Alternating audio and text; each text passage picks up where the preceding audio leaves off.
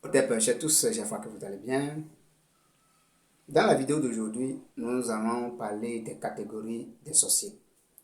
Il y a un abonné qui avait demandé cela, de lui parler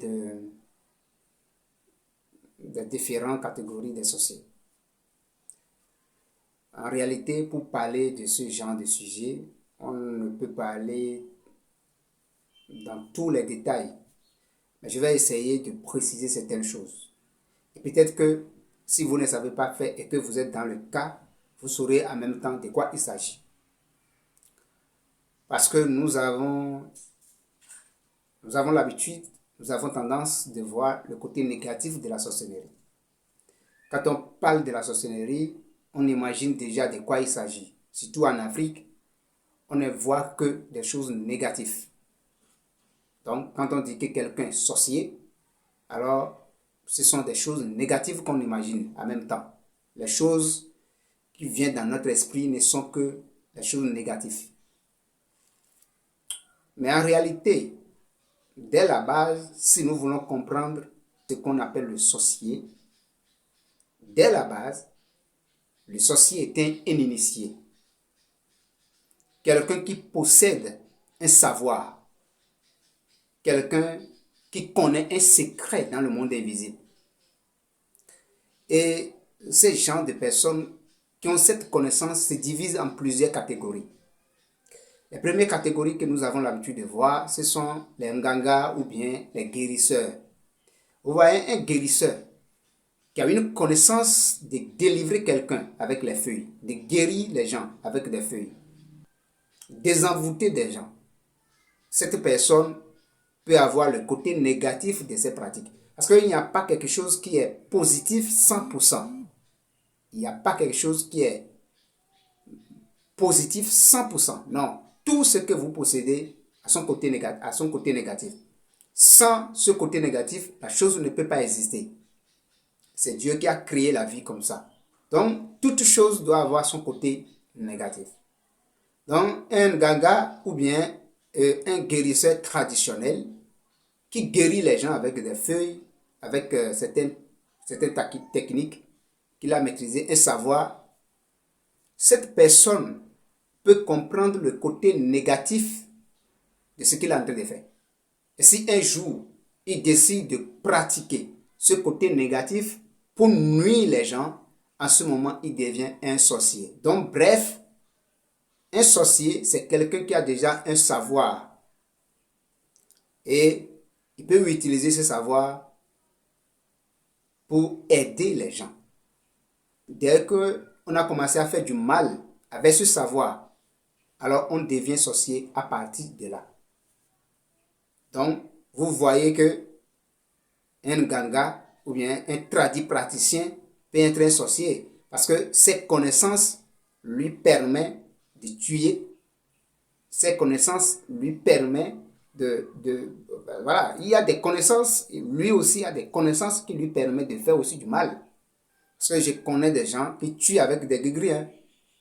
Il a un gris-gris, il n'est pas un sorcier en tant que tel, mais il a un gris-gris. Et ce gris-gris-là qu'il a, il peut utiliser ce gris-gris pour faire du bien, pour aider les gens, pour faire ça. Maintenant, quand tu le fais, lorsque tu vas chercher son problème, il peut utiliser le même gris-gris pour te faire du mal.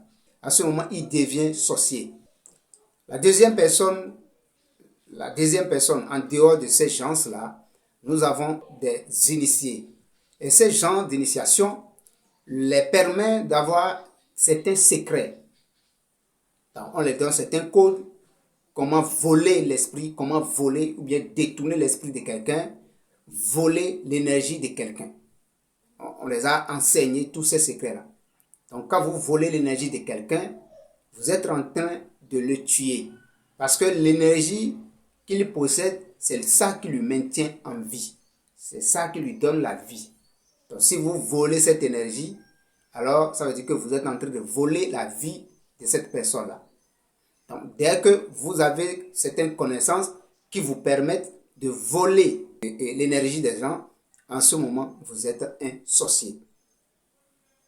Donc, après ces techniques, après ces genres de catégories, nous avons encore d'autres catégories que nous appelons le vampire sorcier. Un vampire sorcier, c'est quelqu'un qui a déjà la sorcellerie, une entité de la sorcellerie dans son corps. Une entité de la sorcellerie dans son corps. Et cette initiation qu'on lui a faite, c'est-à-dire cette transmission de l'entité, cette transmission d'entité qu'on lui a fait, on peut faire cela par plusieurs manières. Donc, lorsque vous avez cette entité en vous, alors cette entité ne peut, c'est-à-dire vous dépendez de cette entité. Vous êtes esclave de cette entité. C'est ce qu'il dit, c'est ça que vous allez faire. C'est pour cela qu'il y a des gens qui se posent cette question.